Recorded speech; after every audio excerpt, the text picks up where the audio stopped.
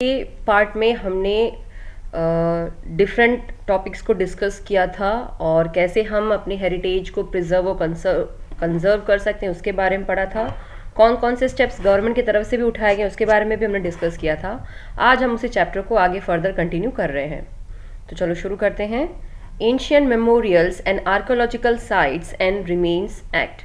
तो पुराने ऐसे कौन कौन से पुरातत्व एरिया थे, मेमोरीज थी, मेमोरियल्स थे जो मॉन्यूमेंट्स होते हैं जिससे हमें पास्ट के बारे में पता लगती है, उसके बारे में पढ़ेंगे। आर्कोलॉजिकल साइट्स कौन सी थी, मतलब ऐसी जगह जहाँ से हमें पुरानी सिविलाइजेशंस की डिटेल मिली थी और उनसे जुड़े हुए जो एक्ट थे वो कौन कौन से थे उसके बारे में हम पढ़ने जा रहे हैं। पहला पॉइंट है the more dangerous and harmful factors arise in the way of heritage, the more strict actions and efforts were made time to time for preservation. Hence, various protective measures have been taken for the safeguard of heritage. क्योंकि दिन प्रतिदिन ऐसे बहुत सारे reasons बनते चले जा रहे हैं जिसकी वजह से बहुत सारे खतरे और नुकसान देखने को मिल रहे हैं इन धरोहर को मेंटेन रखने में। इसी वजह से इसके खिलाफ काफ़ी कड़े कानून और काफ़ी कड़े कदम भी उठाए गए हैं, जिससे क्या होगा, इनको सही से प्रिजर्व करके रखा जा सके। अलग अलग समय पे अलग अलग चीज़ों को प्रोटेक्ट करके रखना, प्रिजर्व करके रखना, वही हमारे लिए एक इम्पॉर्टेंट टॉपिक माना जाता है और वही एक इम्पॉर्टेंट स्टेप भी होता है जो government as well as common public भी करती है। Ancient Monuments and Archaeological Sites and Remains Act was enacted in 1958. This act suggests for the preservation of antique artistic work, religious places, historical memorials and archaeological sites etc.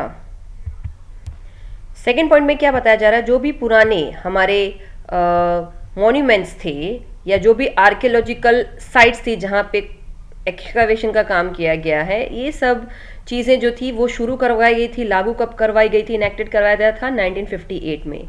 इस act के तहत चीज़ों को preserve करना, कैसी चीज़ों को preserve करके रखना, जो एंटिक आर्टिस्टिक वर्क है, जो दूसरों से हट के काम करवाया गया था पुराने ज़माने में, कला के क्षेत्र में, धार्मिक स्थल हो गए, ऐतिहासिक स्थान हो गए, या फिर ऐसी जगह जो आर्कियोलॉजिकल साइट्स के अंदर आती है।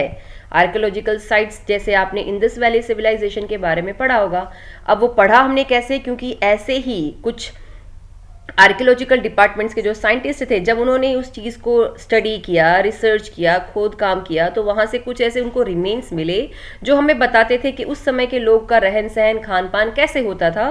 तो उस जगह को आर्कियोलॉजिकल साइट्स कहा जाता है। तो इन सभी को प्रिजर्व करने के लिए ऐसा एक कानून लाया गया था 1958 में, जिसके तहत उनका जो काम था, क्योंकि एंटिक था, अब उस काम को करवाने के लिए वो लोग तो जिंदा नहीं हैं, इसलिए उनके काम को एंटिक माना जाता है।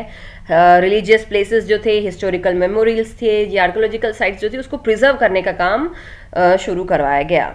This archaeological act ensures that no person or agency can conduct archaeological excavation without the prior permission of the government. This action consequently stopped clandestine excavation, hence many of our heritage sites are still preserved and kept intact. ये जो archaeological act है, ये जो कानून आया था 1958 में, ये हमें आश्वासन दिलाता है कि कोई भी व्यक्ति या कोई भी एजेंसी है किसी भी तरीके का आर्कोलॉजिकल, पुराने ज़माने से जुड़े हुए किसी भी तरीके का एक्सकवेशन, खुदाई काम इन जगहों पर नहीं कर सकता जब तक उसके पास गवर्नमेंट से परमिशन ना हो।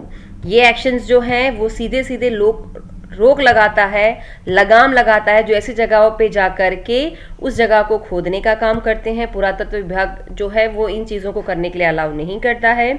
इसी वजह से हम कह सकते हैं कि हमारी ऐसी बहुत सारी हेरिटेज साइट्स जो हैं जो अभी भी सही तरीके से सलामत पड़ी हैं और सेफ पड़ी हैं। The Government of India declared some historical places as national monuments. Department of Archaeology is responsible to look after the preservation of these monuments. हमारी देश की जो गवर्नमेंट है उसने डिक्लेयर किया कुछ ऐसे ऐतिहासिक स्थलों को एज ए नेशनल मॉन्यूमेंट्स। तो डिपार्टमेंट ऑफ आर्कियोलॉजी को, यानी आर्कियोलॉजी से जुड़े हुए जितने पुरातत्व विभाग के जो लोग हैं वो ही रिस्पॉन्सिबल हैं, यानी उनके ऊपर पूरी जवाबदारी बनती है इन जगहों को प्रिजर्व करके रखना, उनकी देखभाल करना। However, these heritage sites will not be preserved just by framing laws, but it becomes moral responsibility of every citizen. अब गवर्नमेंट ने तो इन हेरिटेज साइट्स को क्या कर दिया, कानून कायदे ला दिए गए, आर्कोलॉजिकल डिपार्टमेंट को दे दिया गया कि तुम्हें इसे प्रिजर्व करके रखना है, लेकिन सिर्फ उनसे ही नहीं होगा, सिर्फ कानून कायदे लागू करने से या फ्रेम करने से नहीं होता है, जबकि एक हर नागरिक की एक मोरल सिटीजनशिप के साथ साथ मोरल रिस्पॉन्सिबिलिटी बनती है, जवाबदारी बनती है कि इन जगहों को वो बचा करके रखे. Department of Archaeology maintains sites of heritage which are either destroyed or on the verge of destruction. Archaeological department के जो भी सदस्य होते हैं वो इन साइट्स को मेंटेन सुरक्षित रखने का काम करते हैं, इन धरोहरों को बचा के रखने का काम करते हैं जो खत्म हो गई हैं, जिसके कुछ तत्व बचे हुए हैं या जो उस कगार पे हैं जो विनाश की तरफ बढ़ रहे हैं या टूट फूट रहे हैं, तो उसे मेंटेन करने का काम डिपार्टमेंट ऑफ आर्कोलॉजी का होता है. While taking up the work of maintenance of monuments, one should keep in the mind that they should be preserved in such a manner so that it retains its original shape, size and condition intact. जब भी हम इन चीज़ों को maintain करने का काम करते हैं, खास करके ऐसे मॉन्यूमेंट्स का जो एक बार बनी है और दोबारा वो बन नहीं सकता, क्योंकि उसको उसी ढांचे में दोबारा डालना हमारे लिए आसान नहीं है, तो हमें एक चीज़ हमेशा अपने दिमाग में रखनी चाहिए, और वो बात क्या है कि उसको कुछ इस तरीके से प्रिजर्व करके रखा जाए कि उसकी जो ओरिजिनलिटी है, जो उसकी पहचान है, भले वो शेप है, साइज है या फिर किस कंडीशन में वो हमें मिला था, वो वैसी ही बनी रहे, किसी भी तरीके का फर्क या डिफरेंसेस ना दिखे. Department of archaeological survey of India यानी ASI has more than 5000 monuments and sites under its protection. Sangameshwar temple and Papnasham temples in Andhra Pradesh were going to be submerged in the sea due to the construction of Nagarjuna Sagar multipurpose project. Therefore, these temples have been successfully shifted to Alampur at Mehboob district of Andhra Pradesh. अब department of archaeological survey जो है India का, जिसको shortcut में कहा जाएगा ASI, उन्होंने अंदाजन 5000 से ज़्यादा ऐसे मॉन्यूमेंट्स हैं और साइट्स हैं जिसको अपने अंडर ले लिया है प्रोटेक्ट करने के, जिसमें से एक टेम्पल का नाम है संगमेश्वर टेम्पल और दूसरे टेम्पल का नाम है पापनाशम टेम्पल्स, जो कि आंध्र प्रदेश में आया हुआ है, जो ऑलमोस्ट समुद्र में डूब जाता. क्यों? क्योंकि वहां पे कंस्ट्रक्शन का काम शुरू करवाया गया है. किस डैम का?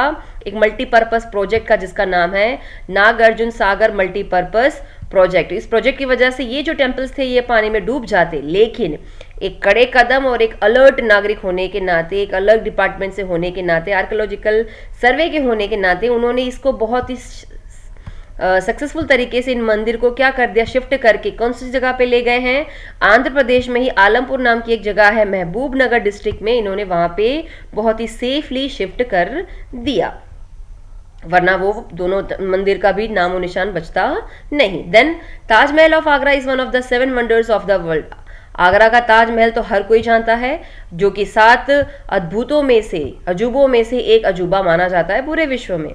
Air pollution caused by Mathura oil refinery and fast growing nearby industries turned the white marbles pale and dull. The Department of Archaeological took suitable steps to close these industries and spreading air pollution in its neighborhood. Regular cleaning of structure has brought back the brightness of the Taj Mahal.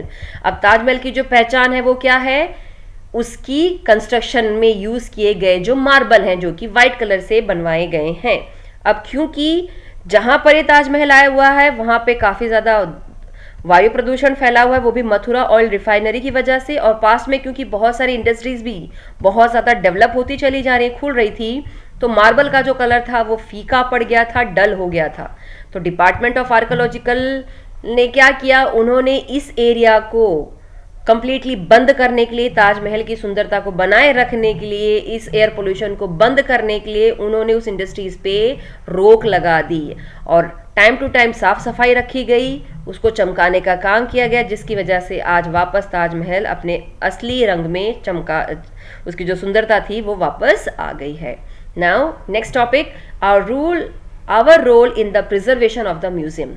अब जो भी ऐसी जगह है जहाँ पर जो हमारे हेरिटेज से जुड़ी हुई है, हमारे एंसेस्टर से जुड़ी हुई है, एंसेस्टर्स से जुड़ी हुई है, उसको हम कैसे प्रिजर्व करके रख सकते हैं, उसमें हमारा क्या योगदान रहेगा. According to the Indian Treasure Trove Act 1876, if any citizen suddenly finds any ancient artistic or antique article from a house, field, well, lake, etc. While digging then he has to immediately notify to the officer of archaeological department.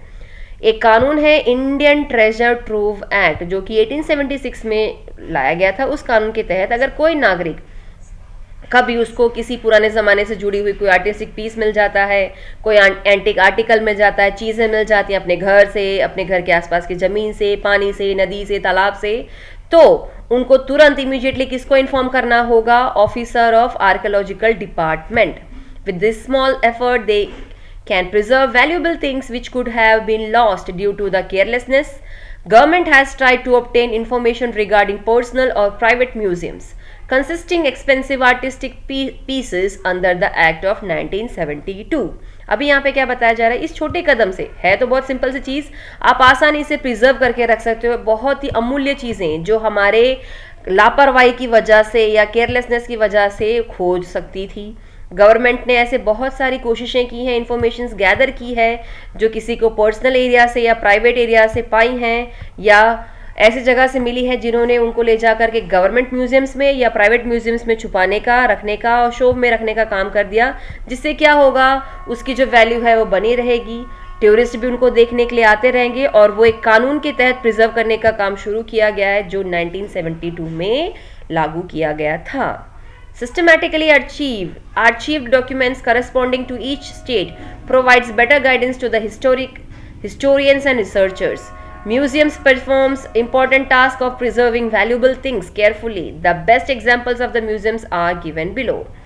तो कोई भी चीज़ है, कोई भी archive चीज़ें हैं, ऐसी चीज़ें जो मॉन्यूमेंट्स में रखी जाती हैं, भले वो रिटर्न में हो, लिपि हो, मतलब रिटर्न फॉर्म में हो, किसी एंटिक पीस में हो, किसी चीज़ में हो, उसको करेस्पॉन्डिंग वे में डॉक्यूमेंट के टाइप में एक स्टेट से दूसरे स्टेट में पहुंचाया जाता है, जिससे क्या होगा? हिस्टोरियंस जो हैं उसका अच्छा गाइडेंस हम तक पहुंचाने का काम करेंगे और जो भी उस पर रिसर्च करने वाले लोग हैं, जो रियलिटी है उस पर्टिकुलर चीज़ के पीछे की, वो हमें डॉक्यूमेंटेशन के वे में हम तक पहुंचाएंगे. म्यूज़ियम जो होता है वो अहम भूमिका निभाता है इन चीज़ों को प्रिजर्व करके रखने का, काफ़ी ज़्यादा सेफ्टी के साथ.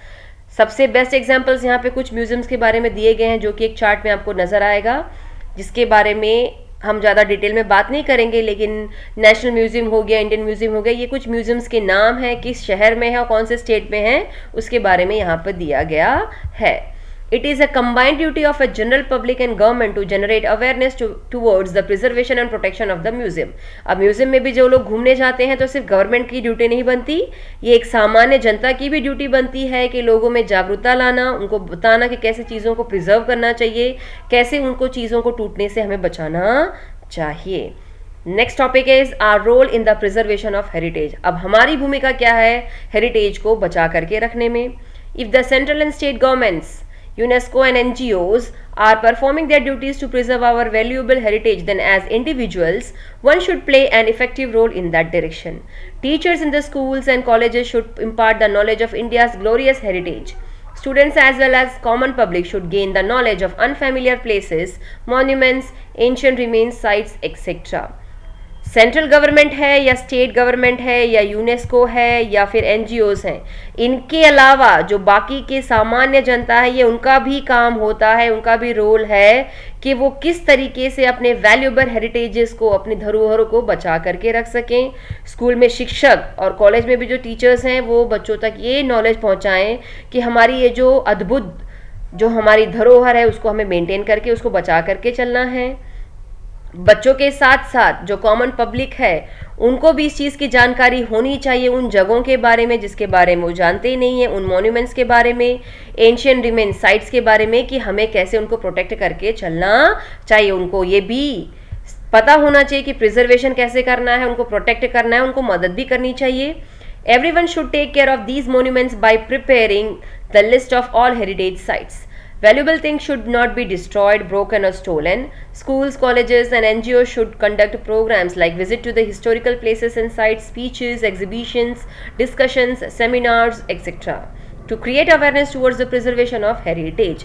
अभी यहाँ पे क्या बताया जा रहा है, जब हम तक ये लिस्ट पहुंची रहेगी कि ये जगह जो है वो हमारी धरोहरों में आती हैं, तो हम उन चीज़ों को बर्बाद करने से पहले 10 बार सोचेंगे। जो भी चीज़ है ना तो उसको बर्बाद करिए, ना उनको तोड़िए, ना ही उनको चोरी करिए। घूमने फिरने जाते हैं तो उन चीज़ों को बर्बाद करने का हमारा कोई हक नहीं है। स्कूल्स में, कॉलेज में या एनजीओज जो हैं वो उनको कुछ इस तरीके से प्रोग्राम को बच्चों के सामने तक लाना चाहिए जो कि हिस्ट्री से जुड़ा हो, हिस्टोरिकल प्लेसेस से जुड़ा हो, जिस पे आप स्पीच के कंपटीशन, एग्जीबिशन के तौर पे, डिस्कशंस के तौर पे, सेमिनार्स के तौर पे, किसी भी रीजंस में आप लोगों तक इस जानकारी को पहुंचाने का काम कर सकते हैं, जिससे क्या होगा, हमारी धरोहर है, जो हमारी पहचान है, वो मेंटेन रहेगी। If the specimen of the architecture, sculpture or historical monuments are destroyed once, it is very difficult to restore them to the original form. हम जानते हैं किसी भी चीज़ वस्तु को जब उसके ओरिजिनल शेप से हम तोड़ देते हैं, बर्बाद कर देते हैं या हमसे टूट जाता है, तो उसको दोबारा उस शेप में लाना हमारे लिए इम्पॉसिबल हो जाता है। तो सेम तरीके से जो हमारी हिस्ट्री है, हमारी धरोहर है, हमारे मॉन्यूमेंट्स हैं, जो भी चीज़ हमारे इतिहास से जुड़ी हुई है, उसे हमें बर्बाद नहीं करना चाहिए। So it is our moral duty that they should not be destroyed and shifted to other place. Our country has rich and unique heritage. इसलिए ये हमारी बहुत अहम रोल हो जाता है, भूमिका हो जाती है कि ऐसी चीज़ों को तोड़ना नहीं चाहिए, ख़राब नहीं करना चाहिए, शिफ्ट नहीं करना चाहिए, क्योंकि वो इकलौती ऐसी चीज़ है, इकलौते ऐसी हमारी विरासत है जो हमें हमारे पूर्वज साथ में दे के गए हैं। There are many ponds, lakes, wells, step wells, streams, springs, etc. in different places in our country. We should take special care of Malav Lake of Dholka, Rani Ni Vav of Patan, well of Champaner, Bhamorio, well of Mahmudabad, Navaghan, well of Junagadh, etc. during the monsoon. We should constantly keep an eye on their preservation. ऐसे बहुत सारे आपको पुराने ज़माने के ponds, lakes, well, step well, stream, springs आपको नजर आएंगे अलग अलग जगह में हमारे देशों में। अगर हम गुजरात के बारे में बात करें तो मालव लेक जो ढोलका में आया है, रानी की वाव जो कि पाटन में आई है, वेल ऑफ चंपानेर, कुआं चंपानेर का, भमारियो वेल ऑफ महमदाबाद, या फिर नवागन का जो जूनागढ़ का वेल है, इन सभी को खास करके बरसाती सीजन में हमें मेंटेन करके रखना चाहिए और हमेशा उनको किस तरीके से बचा के रखें उसके लिए अलर्ट भी रहना चाहिए। तो आज की वीडियो में हमने देखा कौन कौन सी जगह है जहां पर हम अपने हेरिटेज साइट्स को कंजर्व कर सकते हैं। डिफरेंट मॉन्यूमेंट्स के बारे में हमने डिस्कस किया, किन किन लोगों का रोल होता है इन चीज़ों को प्रिजर्व करके रखने का। आने वाले वीडियोस में हम क्लीनिंगनेस एंड प्रिजर्वेशन के बारे में बात करेंगे। Till then take care and keep commenting on my videos. You can suggest your suggestions also. Always welcome for those who can suggest new suggestions. Take care. Thank you.